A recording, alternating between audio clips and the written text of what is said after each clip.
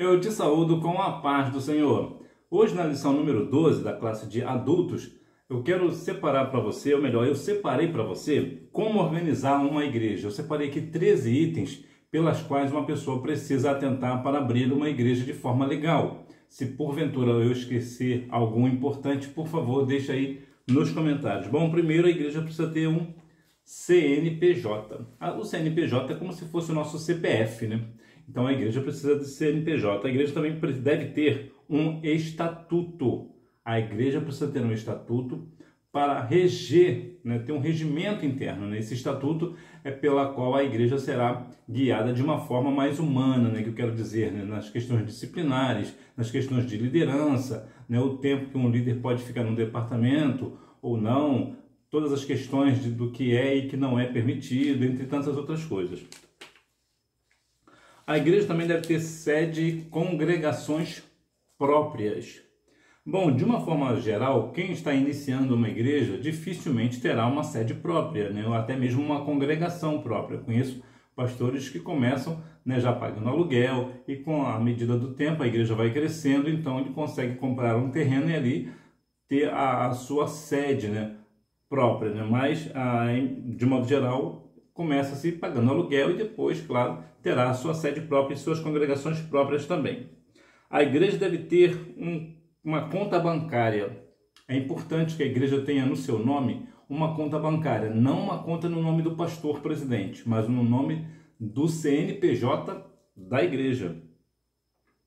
A igreja não deve ter ligações clandestinas de água, luz ou outros tipos de serviços públicos ou mesmo privados. Tudo aquilo que a igreja consome de água, de luz ou de internet, telefone ou tantas outras coisas deve ser legalmente pagos, não pode ser de uma forma clandestina. A igreja precisa ter também um alvará do corpo de bombeiros e também extintores de incêndio sobre a questão no templo, né? Em questões estratégicas. É claro que uma pessoa do corpo de bombeiro virá à sede da igreja, né, e nas suas congregações para ver toda a estrutura da igreja, para realmente ter ali o seu alvará. E nessas questões ele, claro, vai sinalizar, vai pontuar onde é o ideal de ficar os seus extintores de incêndio e quais tipos de extintores de incêndio usar. A igreja também deve ter uma saída de emergência bem iluminada e sem obstáculos. Já alguns casos acontece de templos ou até mesmo outros estabelecimentos terem uma porta de emergência, mas uma porta de emergência que não está sinalizada ou realmente tem algum obstáculo ou ainda ela pode estar trancada, então de nada ela vai valer. A igreja precisa ter um escritório de contabilidade. Para quê? Para ver as finanças da igreja junto com a Receita Federal. A igreja precisa ser exemplo. Um escritório de advocacia. Para que a igreja precisa ter de um escritório de advocacia? Para quando acontecer de alguém entrar com um processo contra a igreja ter um advogado para falar em sua causa, em sua defesa, né? Ou se porventura tiver um membro também envolvido em algumas questões de Código Penal, ter um advogado para assim instruir o que a igreja precisa fazer. A igreja também precisa ter uma reunião administrativa, ao menos uma vez por mês, para assuntos de disciplina. Por exemplo, vai disciplinar um irmão ou uma irmã, se fala no culto administrativo. Lembrando que esse culto administrativo, né, ou na verdade não é culto, é uma reunião. Uma reunião administrativa, somente membros em comunhão podem participar desta reunião, exceto aquela pessoa que talvez esteja disciplinada, mas tem uma boa conduta diante da igreja. Aí se porventura o pastor, juntamente com o seu ministério, achar por bem que essa pessoa possa assim assistir à reunião, aí é com a igreja, né? Aí é com o pastor. E também sobre a questão financeira. Por que a questão financeira? A igreja precisa saber o que está rendendo de dízimos e ofertas e o que a igreja, a liderança da igreja está fazendo com esses valores, né? Então, por isso precisa ter uma reunião administrativa, tanto para questões disciplinares, como também para prestar contas à igreja do que está sendo feito. A igreja precisa ser filiada a uma convenção idônea. Não é qualquer tipo de convenção.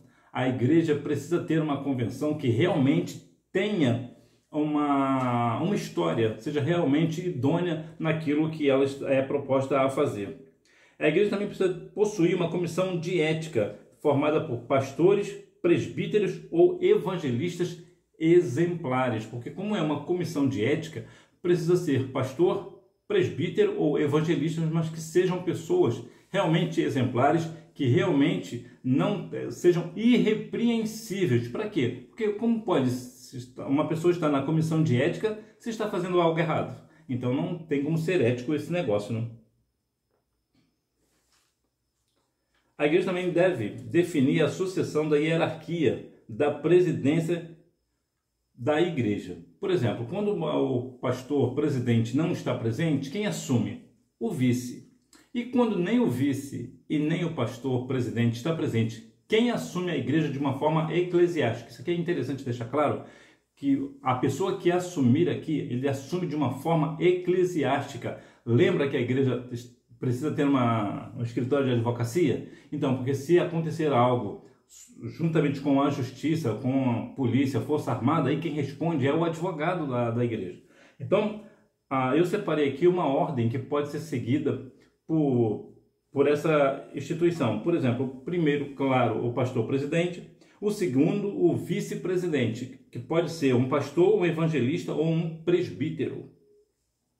Em terceiro lugar, o primeiro tesoureiro da sede, que também deve ser um pastor, um evangelista ou um presbítero.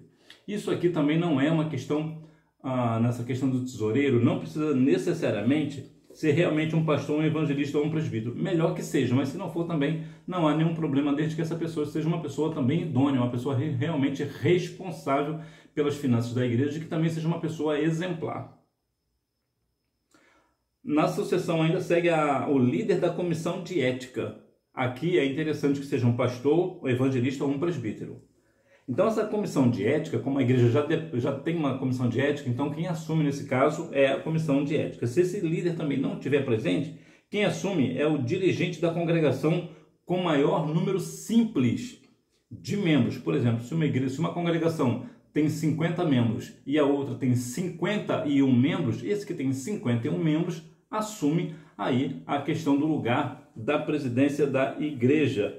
E em sexto lugar, o líder dos jovens, que da mesma forma precisa também ser sempre pessoas idôneas. Eu sempre acredito nessa ideia de que a igreja vai sempre separar pessoas idôneas. E a idôneas que eu quero dizer não é uma pessoa que seja avançado de idade. Idônea que eu digo é uma pessoa responsável. Idônea é uma pessoa que realmente cumpre com a sua palavra, tem a sua responsabilidade e leva a sério este negócio. Portanto, tem aqui 13 itens para quem deseja aí abrir uma igreja para a glória do nome do Senhor e, claro, diante da lei, para que não haja maiores problemas. Lembrando que, como a igreja deve ter um advogado, então, nesse caso, também é importante também a igreja ter, mas isso já é mais uma questão mais ampla, né? Precisa ter um engenheiro civil. Para quê? Para quando... na verdade, eu nem sei se o nome é engenheiro civil. É aquele engenheiro que é engenheiro de obra, né? Engenheiro de obra, acho que é isso. Aquele engenheiro que é responsável pelo templo, pela construção do templo. Porque a igreja terá um templo, né? Uma sede, talvez uma sede simples no início, mas futuramente a igreja tende a crescer. Quando ela cresce, ela precisa ter uma estrutura muito maior, ter um prédio maior. Então, é necessário que seja um engenheiro, né, com aquela questão da... me falhou o nome agora. Ô, meu pai, me falhou mesmo o nome da sigla que tem, né, da pessoa, precisa ter esse código, esse número, né, me fugiu o nome. Eu vou deixar aqui na descrição, que agora realmente me fugiu o nome. Para quê? Para que se acontecer futuramente um problema na estrutura da igreja, esse engenheiro seja responsabilizado. Então é importante que a igreja tenha esses itens para dar início a uma igreja, ser uma igreja séria, né? Esse é o número 12. A igreja tem uma natureza organizacional. Texto áureo. Por esta causa te deixei em Creta, para que pusesses em boa ordem as coisas que ainda restam, e de cidade em cidade estabelecessem presbíteros como já te mandei. Tito capítulo 1, versículo 5. Verdade prática, a igreja é um organismo vivo de natureza espiritual e ao mesmo tempo uma organização, ou seja, a igreja realmente precisa ser um organismo vivo, ou seja, quando um irmão está alegre, nós estamos alegres também. Quando ele está triste, nós também sentimos. Por exemplo, todos nós somos membros, mas todos nós estamos num só corpo. Por exemplo, quando você corta o dedo, não é somente o dedo que dói, né? Você sente dor no corpo inteiro, não é assim? Então, todo o corpo fica deficiente por conta daquele ferimento. Assim também a igreja. Quando alguém é ferido, a igreja toda sente. Esse é o ideal, né?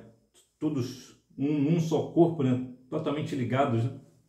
E ao mesmo tempo é uma organização que tem aqui 14 itens aqui que eu separei. Eu falei 13, mas acabei me lembrando de um outro. Então, 14 itens, né? 14 observações pelas quais a igreja precisa estar estabelecida. Por quê? Porque durante essa aula veremos que algum desses pontos será inclusive tratados, mas é importante que nós venhamos para quê? Para que nós venhamos dar exemplo. Como é que eu vou falar para alguém, como a igreja vai falar para alguém contra alguma coisa errada se nós estamos em falta? Por exemplo, nós falamos que nós devemos dar a César o que é de César e a Deus o que é de Deus, o que é correto, mas a igreja tem a luz cortada porque não pagou a conta de luz. Então isso não é exemplo. É claro que existem algumas questões excepcionais. Por exemplo, a igreja tem uma conta de luz por alguma razão alta e não houve situações que cobrissem aquele custo. É um caso atípico, né? É raro de acontecer, mas acontece. Então é um caso que eu digo, é que muitas vezes nós queremos falar, dar um sermão, por exemplo, né? Querer bancar a pessoa correta, mas na verdade estamos completamente errados. Então tem aqui alguns itens que eu te passei, eu vou deixar aqui também na descrição do vídeo também, para que você assim não fique claro todas as questões. Introdução, por outro lado, é também uma organização, congregação ou assembleia, com sua forma de governo. Portanto, a igreja, como já havia falado, a igreja é uma organização, é um organismo vivo também. A organização ela é mais mecânica, ela é mais assim, no intuito da lei do homem, né? É uma questão mais mecânica, mas é importante que a igreja esteja inserida neste negócio. Agora, na questão da organização, do organismo, é mais uma questão espiritual, inclusive somente espiritual no sentido do negócio. É claro que quando um irmão ou uma irmã está sofrendo algo, nós sofremos também. Por exemplo, quando perdemos uma pessoa da igreja, por exemplo, o pastor, ou um irmão, ou uma irmã, nós sentimos a perda daquele irmão, daquela irmã. Nós sentimos. Por quê? Porque nós somos um organismo vivo. O que o outro irmão sente, eu preciso sentir também. Se o meu irmão está sofrendo e eu não estou sofrendo com ele, então eu realmente não estou sendo irmão deste irmão. Portanto, a igreja, de fato, ela é um organismo vivo, mas também ela é uma organização de uma forma que mais de assembleia, mais do ponto de vista jurídico, né, vamos assim dizer. Tito e as igrejas na ilha de Creta. Tito.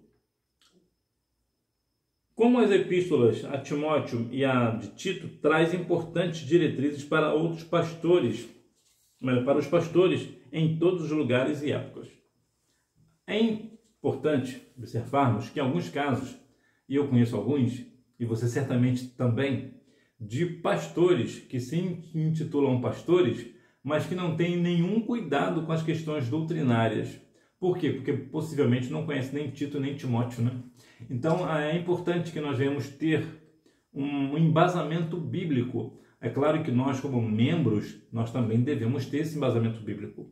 Mas quando se trata de obreiros, principalmente de pastor, o pastor ele obrigatoriamente ele precisa conhecer a palavra de Deus. Ele precisa estar muito atento às questões doutrinárias das cartas de Paulo, da carta de Pedro, também de Tiago. Precisa estar muito envolvido com esse negócio para que realmente a igreja possa ter uma instrução dentro da palavra. Lembrando também a questão de pastores, a questão de doutrina. A doutrina não é somente nas cartas de Paulo. Por que eu digo isso? Porque eu vou em muitas igrejas da Assembleia de Deus e muitas vezes, quase a maioria das vezes, as pessoas só tendem a dar doutrina nas cartas de Paulo. O que é doutrina? Doutrina é conhecimento bíblico. Então, um culto de doutrina ele pode muito bem ser ministrado no livro de Gênesis, no livro de Cantares, no livro de Provérbios.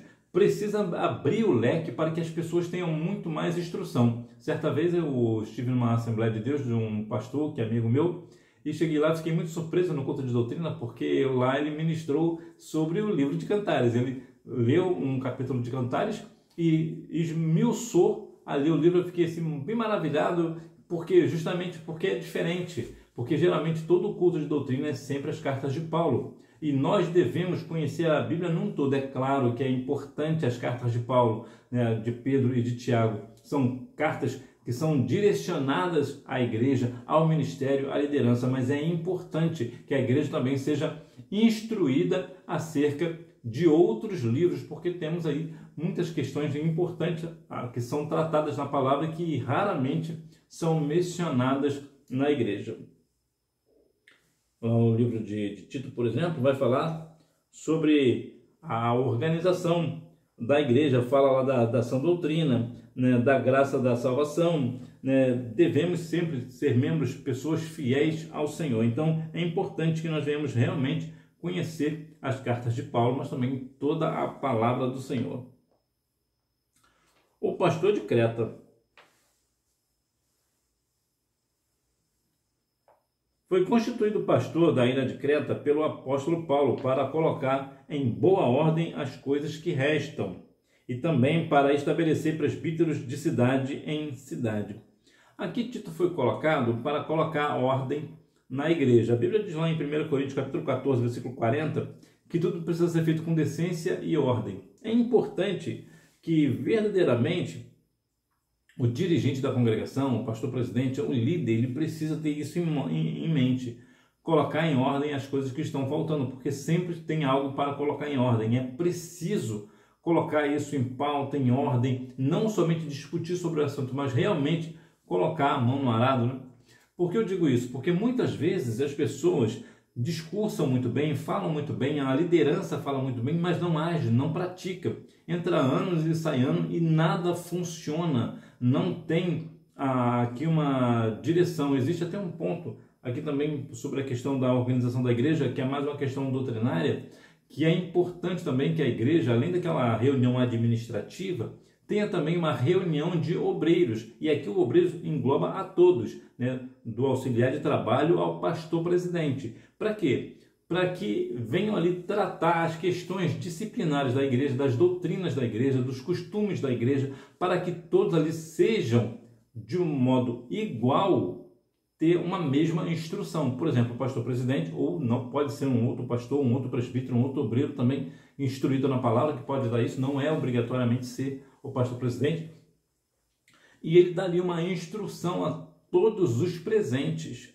E isso é de grande importância, porque capacita todos os obreiros. É claro que terá um obreiro que vai ter uma desenvoltura melhor do que um outro por razões alheias, né? Cada um tem uma habilidade específica, mas todos terão o mesmo conhecimento, a mesma instrução. Então é importante também que a igreja, principalmente igrejas de grande porte que eu digo, pessoas que têm a igreja que tem pelo menos 150 membros ou um pouco mais de 100 membros, é importante que tenha essa reunião, porque isso terá alguns obreiros, né, diáconos, auxiliares de trabalho, evangelistas, presbíteros, pastores.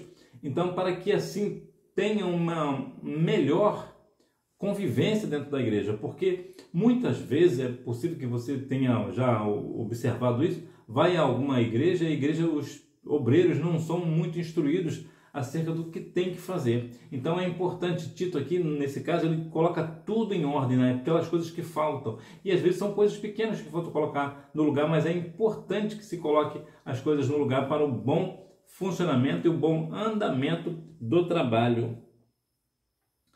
Creta. A situação espiritual de Creta era desanimadora, porque a igreja estava desorganizada e o grande descuido no comportamento daqueles crentes é denunciado no capítulo 2. Veja que aqui tem uma questão que a igreja estava desorganizada. É muito possível de você ver igrejas desorganizadas que não têm uma questão de comunicação, por exemplo. O que está acontecendo na sede não se conhece numa congregação, e o que está acontecendo numa congregação, as outras congregações não estão sabendo. Não há ali uma comunicação entre a sede e as congregações e congregações e a sede. É importante que tenha realmente uma organização, uma transparência na questão de eventos, por exemplo, de cultos ou de trabalho que por uma razão ou outra precisou ser suspenso. Todo o campo precisa estar ciente deste negócio. Então, ali na igreja de Creta, a igreja era desorganizada. E o que a Bíblia menciona sobre isso? Lá em Jeremias, capítulo 48, versículo 10, nos diz que maldito é aquele que faz a obra do Senhor desordenadamente, de uma forma negligente, de uma forma desorganizada. Então, é importante observar esses pontos. O relaxamento espiritual era consequência de um desleixo natural, característico dos cretenses. Ou seja, não acontecia somente na igreja. Toda a cidade era assim, todas as pessoas eram assim. Por exemplo, quando você observa em algumas igrejas, quero crer que na sua não seja assim, mas já observou que há pessoas que só chegam num determinado horário, sempre depois do horário? Não interessa o que aconteça, né? Essa pessoa sempre chegará depois do horário, nunca chega no horário. Então, o que é isso? Já é da região, já é cultura, talvez uma cultura familiar. A família dele toda é assim. Então, como se trata da igreja, isso vai refletir na igreja. Como ele não tem um horário para absolutamente nada, a família dele é assim, é desorganizada, então essa desorganização chegará à igreja. E é exatamente isso que acontecia em Creta. Os cretenses, de modo geral, eles tinham um desleixo natural. Era um ponto deles, era uma questão deles. Então, por isso, refletia na igreja. Então, é importante que tenha uma pessoa organizada para realmente colocar as coisas nos seus devidos lugares. Sinopse: o apóstolo Paulo colocou Tito como pastor em Creta para cuidar das demandas organizacionais e orgânicas da igreja. A institucionalidade bíblica da igreja. A instrução paulina. O contexto da epístola dá a entender que o relaxo e o descuido em que estavam as comunidades cristãs da ilha de Creta eram reflexo da cultura da região. Como eu já falei, o povo de Creta era assim, na verdade, parece que a única pessoa mesmo pontual é o povo britânico, né? A famosa pontualidade britânica. Se eles marcam às 7, é às 7. Mas não é, de modo geral, aqui no Brasil, por exemplo, parece que só existe uma coisa que funciona no horário, que é a Voz do Brasil, né? Pontualmente às 19 horas. Veja que é uma questão nossa também. O povo brasileiro, qual é a tendência? Deixar as coisas para a última hora, seja o que for, né? Que se vai para um aeroporto fazer uma viagem importante, deixa as coisas para a última hora. Se vai para o casamento, deixa as coisas na última hora, com exceção aqui da noiva. A noiva aqui eu vou entender que ela realmente vai chegar atrasada, faz parte do charme do casamento, faz parte. Mas, de um modo geral, o brasileiro sempre deixa as coisas para a última hora. Sempre deixa aquela compra importante para dar um presente para o filho para a última hora, ou outras datas comemorativas. Por quê? Porque o brasileiro tem essa tendência de deixar as coisas para a última hora. Não, eu tenho tempo, depois eu vejo. E sempre depois eu vejo. E na hora que vai estar perto do acontecimento, do evento, de comprar aquele presente para o casamento, por exemplo, é aquele corre-corre. Por quê? Porque eu deixei para a última hora, eu acabei perdendo a última peça, aconteceu isso, aconteceu aquilo. Por quê? Porque é nossa natureza deixar as coisas para a última hora. A igreja não pode refletir este negócio. A igreja no Brasil, por exemplo, precisa também acabar com essa cultura de que, depois eu chego, não adianta eu chegar cedo na igreja. Isso aqui é uma questão que eu ouço muito, você deve ouvir muito também. Para que eu vou chegar cedo na igreja e quando eu chego lá não tem ninguém lá? Realmente não tem ninguém lá porque você não chegou no horário, porque se você chegasse no horário você estaria lá. Então, se o culto começa, por exemplo, às 19 horas, de modo geral no Brasil começa às 19 horas, talvez na sua igreja seja diferente. Se o culto começa às 19 horas, por que eu vou chegar às 19h30? Não dá. É claro, excetuando aqui pessoas que estão trabalhando ou uma outra justificativa. O que eu quero dizer é que pessoas que estão em casa optam por deixar para chegar na igreja na última hora. Sempre chega depois do horário, independente do que acontecer. Ela está em casa ou em qualquer lugar, ela vai deixar para chegar na última hora. Os músicos, então, Infelizmente, para ser uma cultura isso aqui não é uma cultura do mundo, né? Isso aqui é uma cultura, para ser uma cultura tipicamente cristã, tipicamente da igreja. O músico, de modo geral, só chega depois da hora. E infelizmente isso é triste, porque a igreja, num sentido humano, o mais importante é o som, é o instrumento. A questão ali é extremamente importante, mas o músico faz questão de chegar depois da hora ou em cima da hora. Aí fica aquele corre-corre. Veja que a importância da instrução no sentido de um bom costume. Eu lembro que certa vez o meu dirigente estava com uma situação que ele precisava resolver e ele pediu para eu dirigir o culto de doutrina. E eu fui dirigir o culto de doutrina. E eu fiquei bem assustado que nesse dia eu cantei 11 louvores. 11. Por que eu cantei 11 louvores? Porque só tinha um irmão.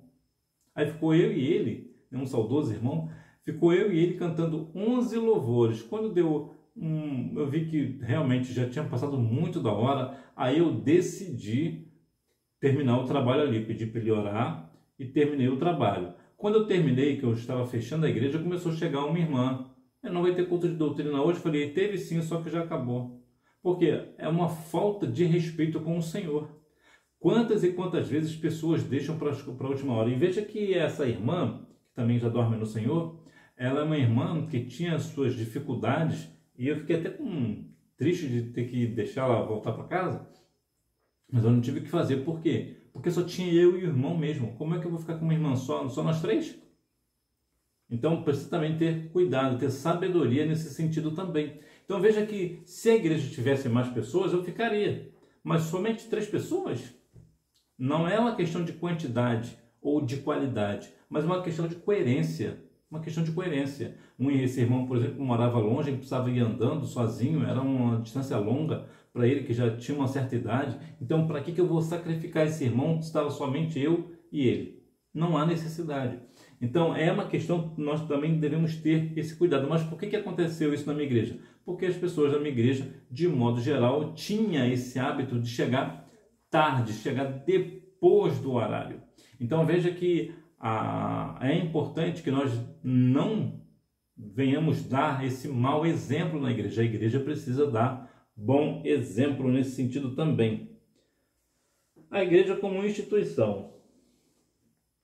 Mas o nosso enfoque é a igreja como organização. Quando se fala em institucionalizar, dar caráter institucional ou de tornar institucionável significa estabelecer organização. A eclesiologia, que é a parte da teologia que estuda, que define essa questão de organização, que é algo que raramente é falado nas igrejas, é de muita importância. A organização, só para você ter uma ideia, se você for fazer um evento e você organizar esse evento, você tem 96% de chance de dar certo. 96% é muito alto, né? É uma porcentagem muito alta. Agora, se você faz de qualquer maneira, aí como é que fica? A igreja precisa ter uma organização, colocar cada um no seu devido lugar. Como é que você vai chamar um eletricista para, de repente, fazer um trabalho de pintura, se ele não é pintor? O forte dele é eletricidade. Então, você faz o quê? Você pega o eletricista e põe para trabalhar com eletricidade. Da mesma forma que você vai pegar um pintor para trabalhar com pintura. É óbvio, mas o óbvio também precisa ser dito. Então, veja que é importante que a igreja tenha essa organização. O pastor, a liderança de modo geral, tenha consciência de conhecer os irmãos e irmãs, saber quem é, onde fica quem. Para quê? Para que um não acabe atrapalhando o trabalho do outro. Porque imagina só, o pintor faz a parte elétrica e o eletricista faz a parte da pintura. Fica um atrapalhando o outro. Um fica dando um palpite no trabalho do outro. Por quê? Porque o pastor não teve direcionamento de colocar cada um no seu devido lugar. E é interessante também que na questão de obra da igreja, por exemplo, toda pessoa é importante. Eu vou te dar um exemplo bem simples. Imagine, por exemplo, que você está reformando, o templo do seu templo. Então tem ali eletricistas, tem ali pessoal que trabalha ali na alvenaria, tem o pessoal da pintura. E de repente aparece uma pessoa de idade, um homem de uma certa idade, 80 anos. Você vai falar o quê? Essa pessoa aí não serve para nada, já tem 80 anos. Você acha mesmo que ele não serve? Vou te falar como ele serve e como ele vai ajudar e vai ajudar muito. Imagina, por exemplo, que o pessoal da bombeiro hidráulico precise de uma peça que surgiu de uma última hora. Vamos falar aqui da União. Então, o que o bombeiro hidráulico tem que fazer? Ele tem que parar o trabalho dele para ir lá buscar a União, né? Não precisa. Pede ao senhorzinho para ir lá buscar. Ele vai devagar, vai no ritmo dele, mas ele ainda assim está adiantando e adiantando muito, porque enquanto o bombeiro hidráulico, que é um profissional, está ali parado por causa daquela peça, ele consegue adiantar uma outra coisa que está parada.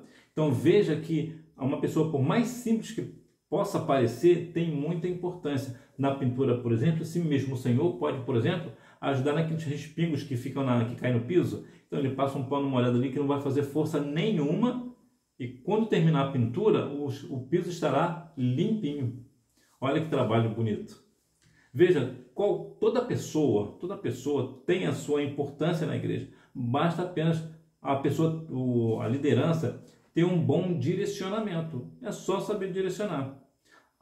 Quando tem essa postura, as coisas realmente crescem para a glória do nome do Senhor. Basta ter organização. Organização. Seguem alguns exemplos a favor da organização eclesiástica. Havia local e horário e ordem no culto. Isso aqui é muito interessante, né? Ter local e horário. Ter horário e local já é uma grande coisa, né? Espetacular esse negócio. Por quê? Porque a igreja, de modo geral, como é que faz? Faz de qualquer maneira. E não é assim. Não é assim. Então aqui, o povo aqui tinha o quê? Local, horário e ordem no culto. Já viu que algumas igrejas, na verdade muitas igrejas, não têm ordem no culto? É algo completamente uma falta de reverência. Porque isso é falta de organização, é falta de liderança, é falta de realmente de decência da parte daquela pessoa que está anda para lá e para cá sem nenhuma necessidade. Então veja que aqui tinha local e horário estabelecidos e também ordem no culto. Reunião de ministério para consagração de presbíteros segundo o contexto da época de uma igreja emergente. Então veja que tinha aqui uma reunião de ministério. Essa reunião de ministério também é importante, é aquilo que eu falei agora há pouco sobre a questão de que não precisa ser um pastor presidente para dar uma instrução, mas todos os obreiros dos auxiliares de trabalho até o pastor, ter uma reunião específica para serem instruídos. Nessa reunião também pode-se separar também um obreiro que certamente será apresentado num culto de ceia, por exemplo, né? O pastor, juntamente com a sua comissão ali de ética, juntamente com o seu corpo ministerial, coloca um obreiro específico, aí todas as pessoas estão de acordo, então na próxima ceia do Senhor, ele é separado para obreiro diante da igreja. Foi realizado um concílio que nós diríamos uma convenção para tratar de assuntos doutrinários.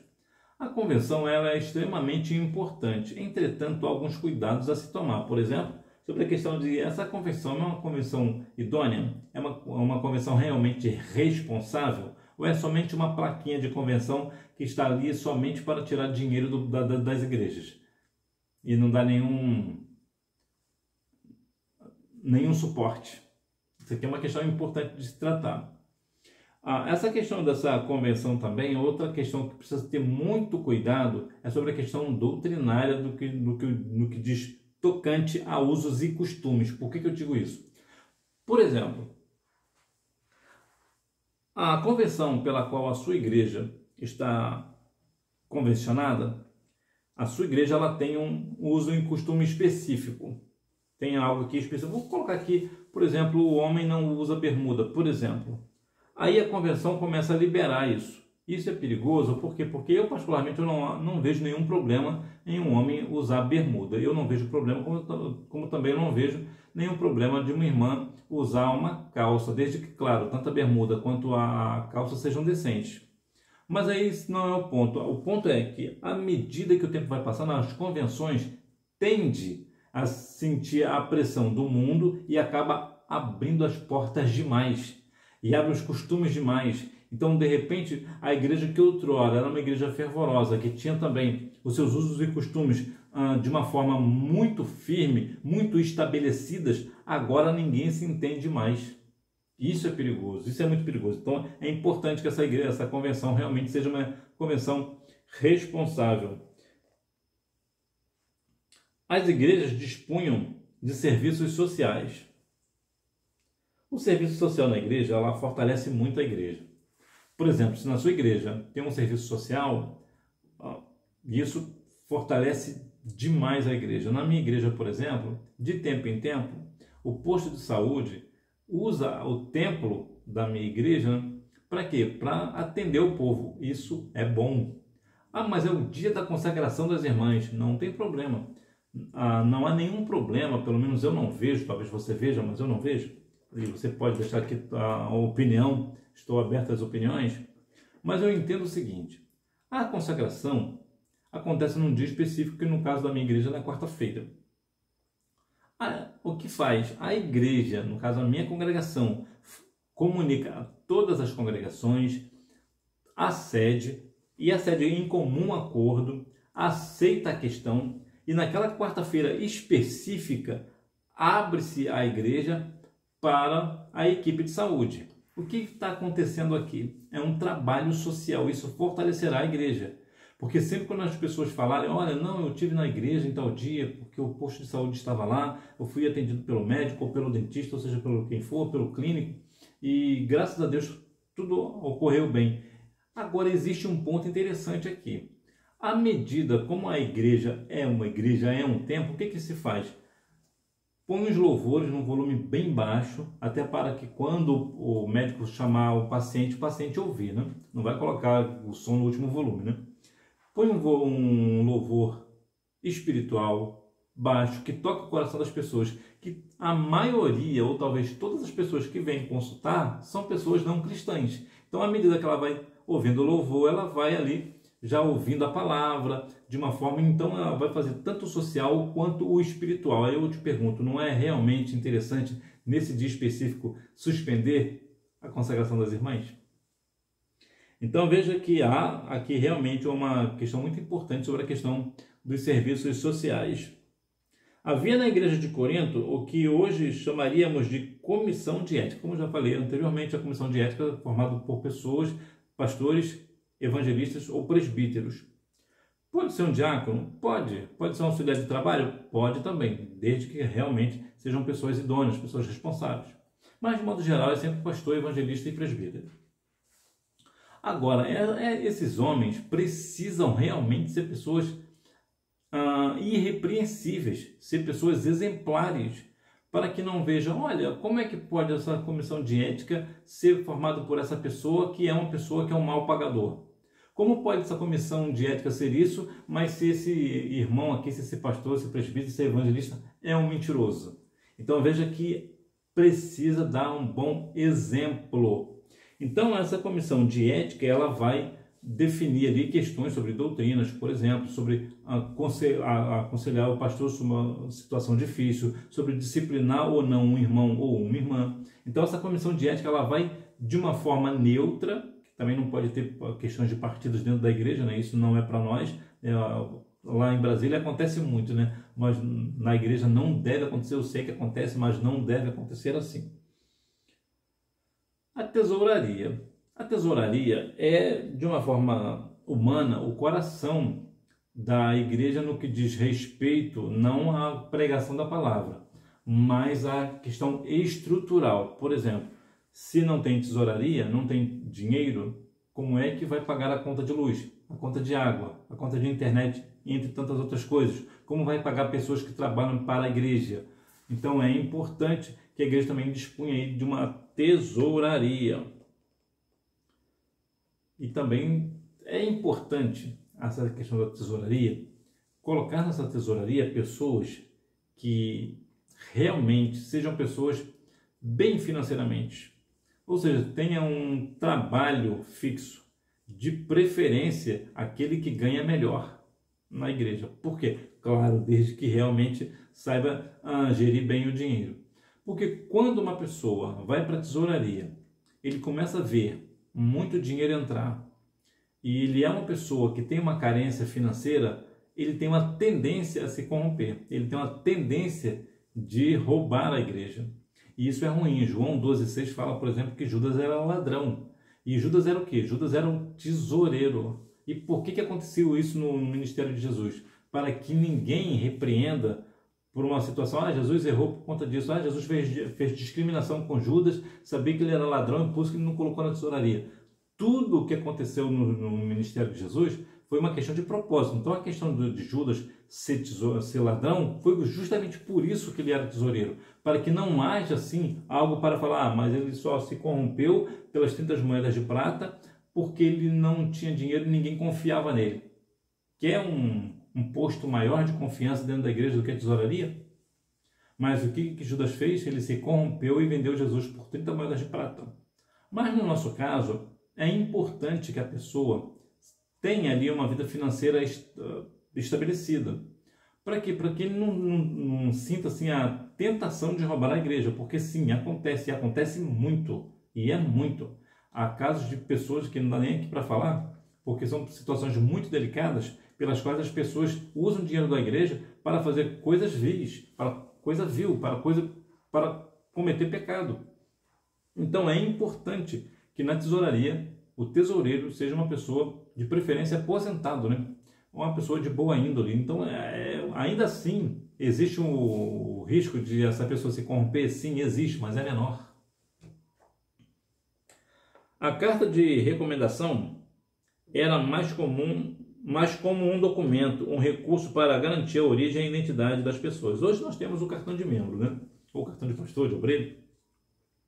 Aquilo ali, o nosso cartão de membro, é a nossa identidade eclesiástica. Quando você chega numa igreja com seu cartão de membro, a pessoa sabe que você é uma pessoa que está numa igreja séria, numa igreja verdadeiramente que tem uma história, que tem um pastor, que tem um CNPJ, que é convencionado, é uma igreja séria. Então é importante que realmente nós venhamos ter o nosso cartão de membro. Nessa questão da carta de recomendação, eu me lembro que eu era líder de jovens e chamei um pregador. Eu fiquei assim, muito maravilhado com a postura dele, que quando ele chegou na minha igreja, existe uma questão de ética que é assim, por exemplo, se eu convido você para pregar na minha igreja, eu não preciso pedir os seus documentos eclesiásticos, seu cartão de membro ou coisa do tipo, porque eu te chamei. Se eu te chamei, eu te conheço.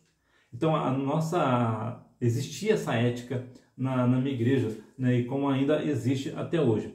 Mas eu fiquei muito maravilhado com esse irmão, que eu chamei ele para pregar, e quando ele chegou, me cumprimentou, foi muito educado comigo, a primeira coisa que ele me fez foi me dar a carta dele de recomendação assinada pelo pastor presidente. Eu falei, esse aqui é sério. Esse aqui realmente me falaram que é sério, e é sério mesmo. Veja que é diferente.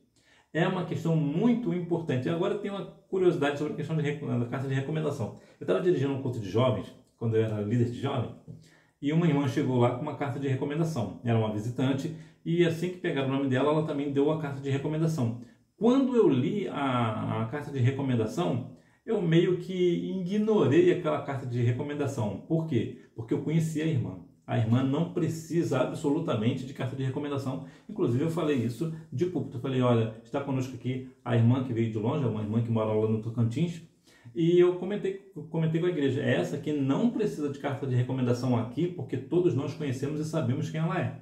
Agora, é importante realmente ter uma carta de recomendação. Quando você vai para um outro estado, por exemplo, é muito importante que você tenha realmente uma carta de recomendação. Sinopse: a igreja é uma instituição divina que demanda uma organização institucional. A questão atual: organismo e organização.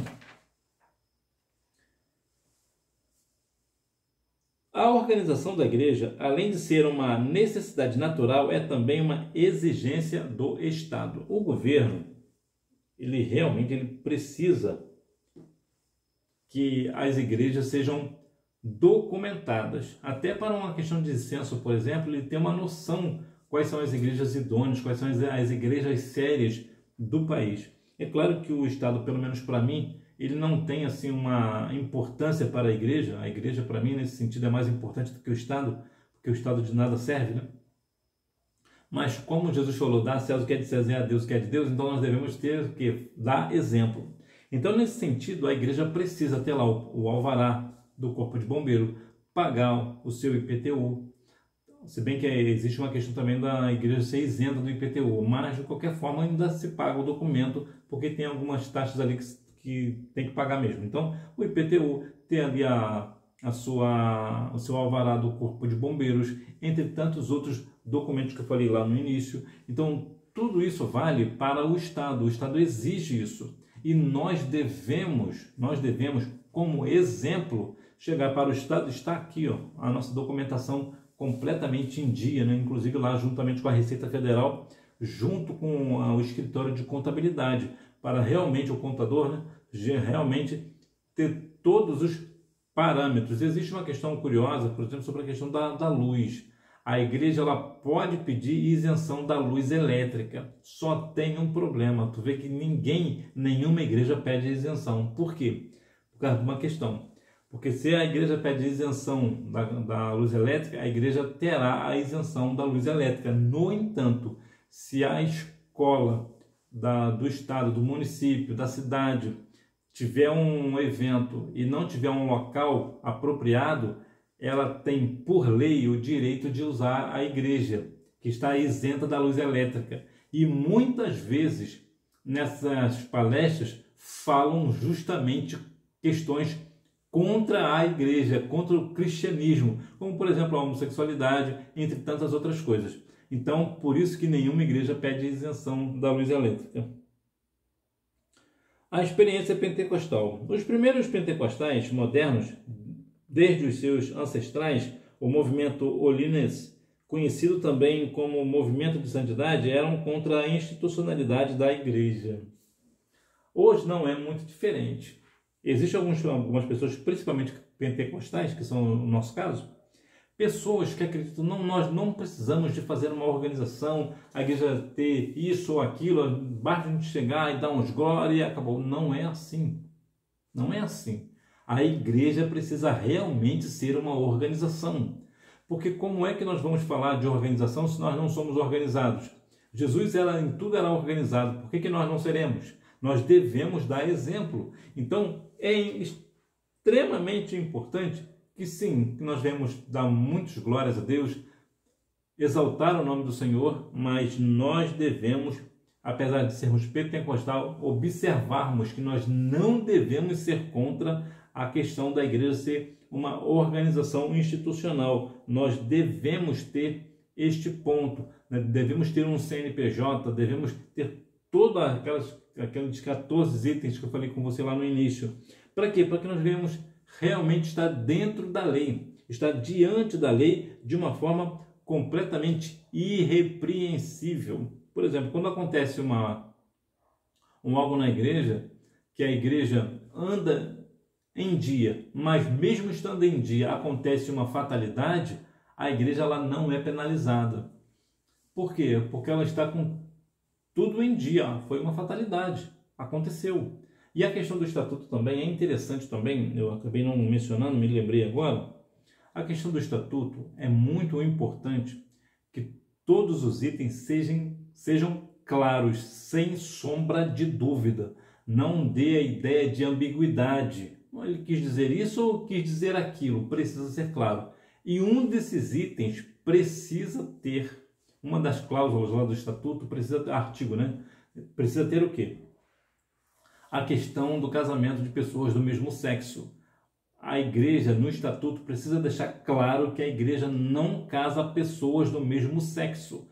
Porque se a igreja menciona no estatuto que casa homem e mulher e ponto, não fala mais nada, dá margem para a justiça entender que a igreja casa homem com mulher, mas também casa homem e mulher com mulher. Por quê? Porque não ficou especificado. Então precisa ser claro. A igreja, Assembleia de Deus, de tal lugar, ou pode ser uma outra igreja também, eu falo porque geralmente todos nós somos assembleanos de modo geral.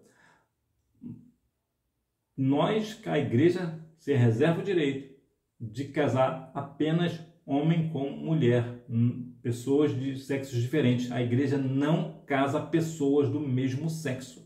Precisa deixar isso claro. Para quê? Para que não haja um problema com o Estado. E nós sabemos que o Estado ele usa de toda a força da máquina para comprimir quem ele quiser. Para oprimir, melhor dizendo, para oprimir quem ele quiser. O Estado ele tem a força, né, a máquina a seu favor.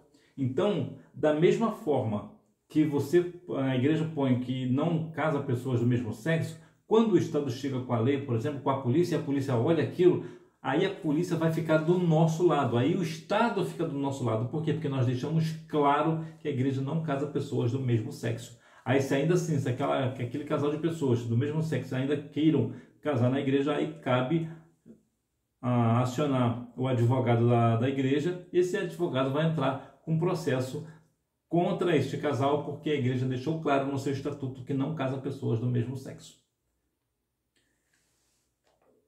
É necessário organizar.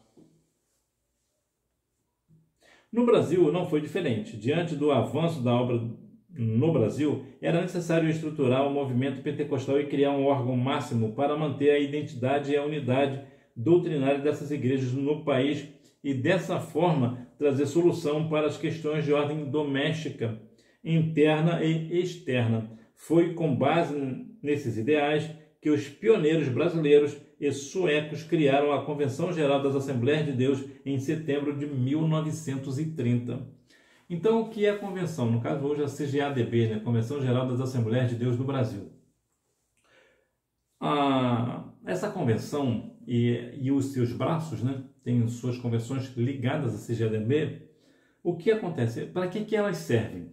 Elas servem para organizar as questões doutrinárias, tanto interna como externamente, ou seja, como é que um cristão deve se comportar dentro da igreja e como um cristão deve se comportar fora da igreja. Então, ou seja, interno e externo. Então, tem com base nesses pontos, para quê? Para trazer uma solução para a igreja. Quando a igreja tem um estatuto que diz algo específico, mas tem alguma coisa que aconteceu na igreja, mas o estatuto não diz, o que o pastor faz? O pastor vai e chama quem? A convenção. Olha, eu estou com uma questão assim, como é que eu tenho que agir?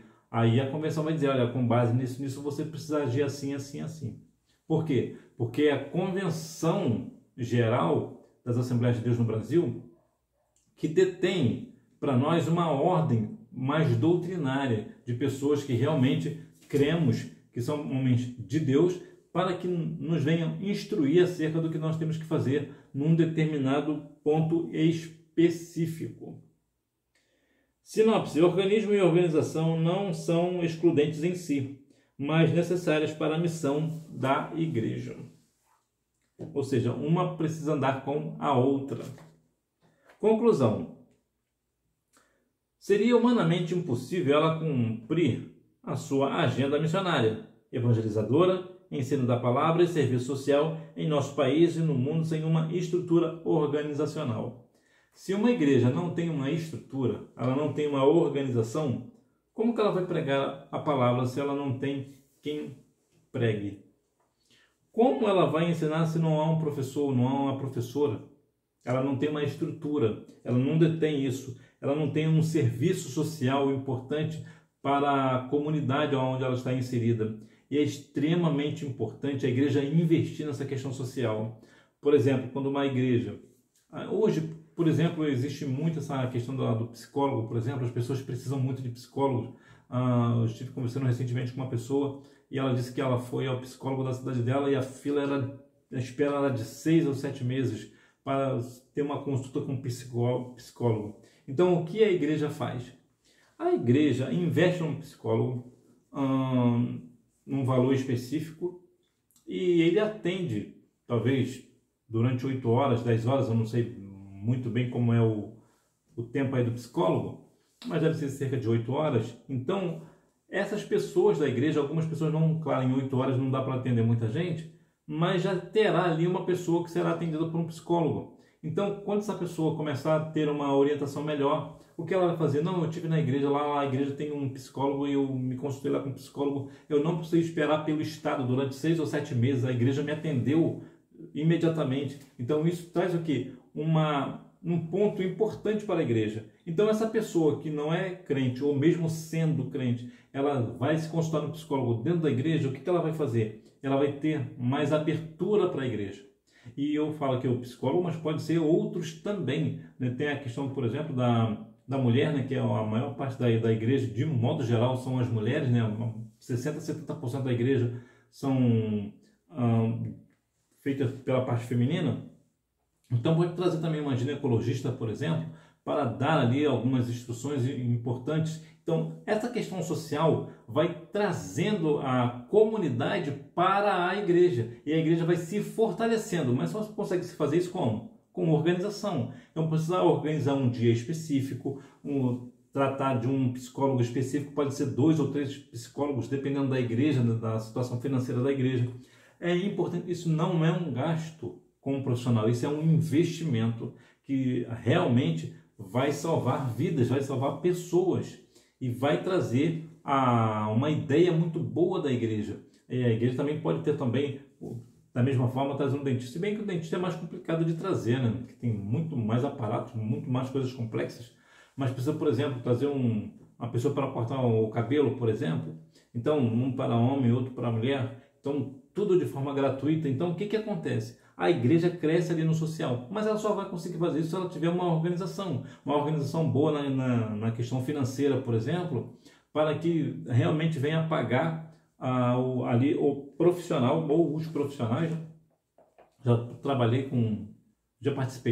Participei em eventos importantes da minha igreja com questões sociais, quando nós fazemos missões, trabalho de missões fazemos na nossa igreja, na nossa localidade mesmo, porque nós não tínhamos e não temos dinheiro para fazer missões fora, então nós fazemos aquilo que está no nosso alcance. E nós fazíamos um trabalho muito importante sobre distribuição de cestas básicas, entre tantas outras coisas. E isso é muito importante. Quando você chega numa casa de uma pessoa, que você sabe que ela está carente, pessoas desempregadas, e às vezes tem até criança, e a igreja chega com uma cesta básica bem robusta. Olha, nós somos aqui da igreja e o pastor ali pediu para que nós viéssemos entregar isso, toma aqui em nome da igreja e saia. Por que eu digo isso? Porque quando eu vejo um trabalho missionário com esse tipo de situação, o que se faz? Olha, nós somos da igreja tal, e é importante dizer mesmo, mas toma aqui uma cesta básica, mas vai lá na nossa igreja, vai fazer uma visita, e isso é constrangedor para a pessoa que recebe. Então o ideal é você se apresentar, falar de onde você é, e entregar a cesta básica. E é isso. A própria pessoa, dependendo das circunstâncias, ela vai se interessar de saber quem é, como é, quais dias de culto, ela mesma se interessa. E se ela não se interessar também, não se preocupe. O fato do ato da igreja liberar ali uma cesta básica para aquela família que está necessitada vai contar, e vai contar muito. Então é muito importante que a igreja realmente faça um trabalho social. Revisando o conteúdo, número 1. A situação espiritual de Creta era desanimadora porque a igreja estava desorganizada e o grande descuido no comportamento daqueles crentes é denunciado no capítulo 2. Número 2. O contexto da epístola dá a entender que o relaxo e o descuido em que estavam as comunidades cristãs da ilha de Creta eram reflexo da cultura da região. Tito capítulo 1, versículo 12. Número 3. Havia local e horário e ordem no culto. 1 Coríntios 14, 26 ao 40. 26 e 40. Reunião de ministério para consagração de presbíteros segundo o contexto da época de uma igreja emergente. Atos capítulo 14, versículo 23.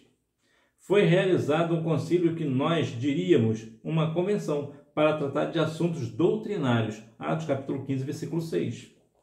Número 4. A nossa atitude é mostrar que a Bíblia nos apresenta a igreja como um organismo e ao mesmo tempo uma organização. Número 5. A igreja do período apostólico adotou um programa de funcionamento logo no limiar de sua história e foi uma bênção, pois ajudou a cumprir a sua tarefa de maneira eficaz. Atos capítulo 6, versículos do 1 ao 7. E que nós venhamos verdadeiramente observar que realmente a igreja tem uma natureza organizacional. Nós precisamos ser organizados. Vai fazer uma festividade? Organiza com meses de antecedência. Faça algo que nós vamos observar, por exemplo, e nós temos que ouvir isso e baixar a cabeça, quando a Bíblia menciona que os filhos das trevas são mais prudentes do que os filhos da luz. Quantas vezes, por exemplo, nós sabemos sobre a questão do carnaval? Você já observou que quando termina um carnaval, eles já começam a planejar o próximo, que vai demorar ainda mais um ano, e eles já estão planejando? Mas nós, dentro da igreja, quando nós vamos fazer as nossas festividades dos departamentos, nós queremos fazer tudo em 15, 20 dias, um mês de antecedência só. Não dá tempo. É muitas coisas para organizar, é muita questão, muita agenda, muitas pessoas, ensaio, entre tantas outras coisas. Nós precisamos ser organizados, observar as coisas da forma que as coisas são, para que realmente as coisas venham fluir com naturalidade, de uma forma organizada. E que Deus em Cristo continue abençoando a sua vida. Se você gostou da aula de hoje, você deixa um like. Se você não gostou, você deixa o seu dislike aí também. Comenta, deixa o seu comentário. Se eu esqueci de mencionar alguma coisa sobre os itens de como organizar uma igreja, por favor, deixe aí nos comentários. Eu também quero aprender com você. E se essa aula realmente foi edificante para a sua vida, compartilhe essa aula com a pessoa, principalmente aquela pessoa que está aí pensando em abrir uma igreja para a honra e glória do nome do Senhor. E que Deus continue abençoando a sua vida e você me vê na próxima aula, se Deus quiser. Fica na paz.